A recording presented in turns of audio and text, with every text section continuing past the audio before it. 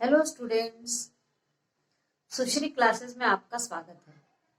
आज हम class 11th के व्यवसाय अध्ययन का 8वां चैप्टर व्यावसायिक वित्त के स्रोत, उसका अगला टॉपिक पढ़ेंगे। हम इस चैप्टर में व्यावसायिक वित्त प्राप्ति के स्रोत पढ़ रहे थे और इसमें हम अब देखेंगे कि व्यावसायिक साख क्या है।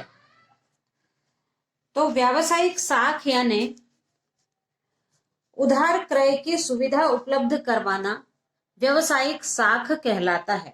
यानी किसी भी यदि छोटा व्यवसाय वाला है, वो कहीं से सामान उधार ले सकता है। यदि वो उधार लेता है तो ये कहलाता है व्यावसायिक साख। क्रेता की ख्याति और पुराने क्रय के अनुभव के आधार पर विक्रेता के द्वारा क्रय करने को की उधार सुविधा दी जाती है। पहले उसकी ख्याति भी देखी जाती है, पहले का उसका व्यवहार देखा जाता है और उसका अनुभव देखा जाता है पुराना, कि वो किस प्रकार का क्रेता है। उसको देखते हुए विक्रेता उसे उधार क्रय करने की सुविधा देता है। लेकिन ये उधार क्रय करने की सुविधा अल्पकालीन अवधि के लिए होती है, बहुत कम समय के लिए होती है।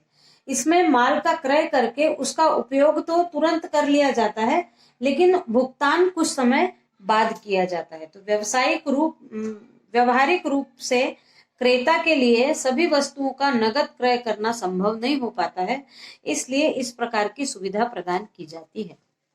अब हम देखते हैं व्यावसायिक साख की विशेषताएं।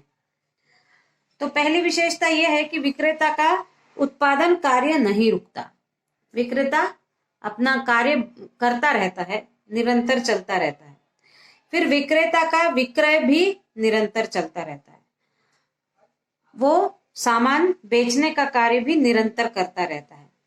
फिर है क्रेता और विक्रेता के संबंधों में स्थायित्व आ जाता है, क्योंकि क्रेता और विक्रेता जब घनिष्ठ होते हैं, जब एक दूसरे पर विश्वास होता है, तभी उनको व्यावसायिक साख की सुविधा दी जाती है, उधार लेने की सुविधा दी जाती है। इससे क्या होता है, क्रेता और विक्रेता के संबंध स्थायी हो जाते हैं।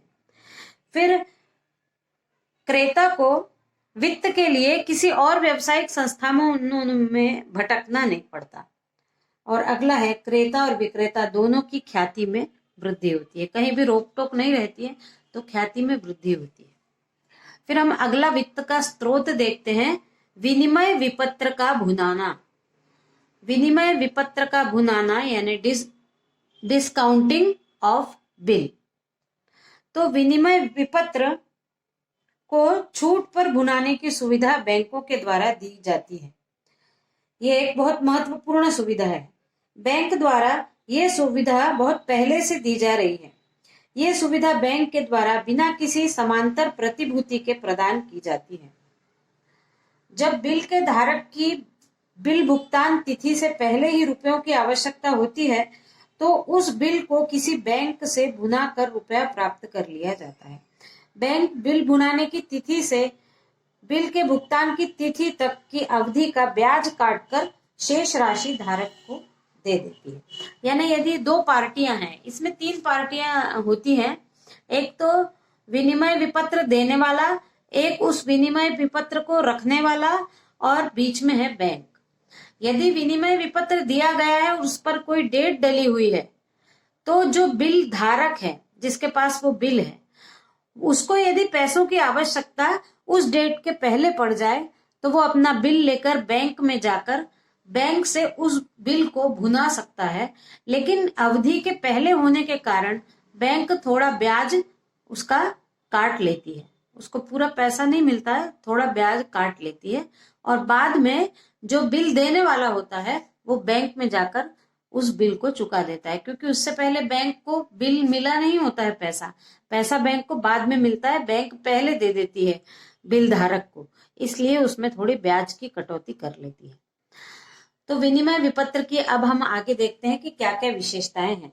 तो पहली विशेषता है, बिल के धारक को आवश्यकता होने पर राशि प्राप्त हो जाती है। जब भी बिल धारक को आवश्यकता है, राशि प्राप्त हो जाती है। फिर बिल को बट्टे के रूप में आय प्राप्त होती है। उसके बाद अगला है, लेखक एवं स्वीकारकर्ता दोनों की ख्याति में वृद्धि होती है। लेखक और स्वीकारकर्ता दोनों की ख्याति बढ़ जाती है और फिर धारक को कम ब्याज पर तुरंत राशि प्राप्त हो जाती है। धारक को भी जब आवश्यकता हो तो भले ही थोड़े कम ब्याज मिले, लेकिन राशि प्राप्त हो जाती है। फिर हमारा अगला टॉपिक है, यानी अगला वित्त प्राप्ति का स्रोत है वैश्विक निक्षेप रसीदें या ग्लोबल डिपॉजिटरी रिसिप्ट्स। वैश्विक निक्षेप रसीदें एक ऐसा संलेख है जिसे एक भारतीय कंपनी के द्वारा विदेशों में पूंजी प्राप्त करने के लिए जारी किया जाता है और इसका जो जारी किया जाता है तो वो यूएस डॉलर में जारी किया जाता है।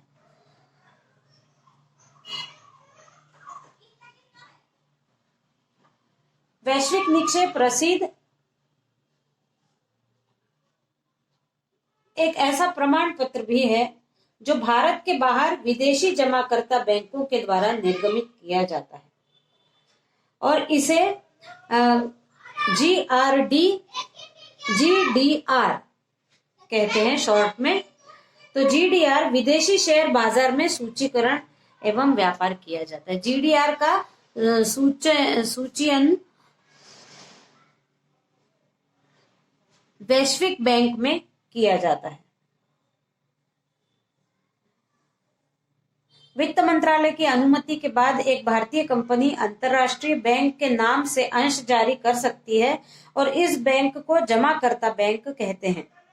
GDR जमाकर्ताओं के पास मत का अधिकार नहीं होता।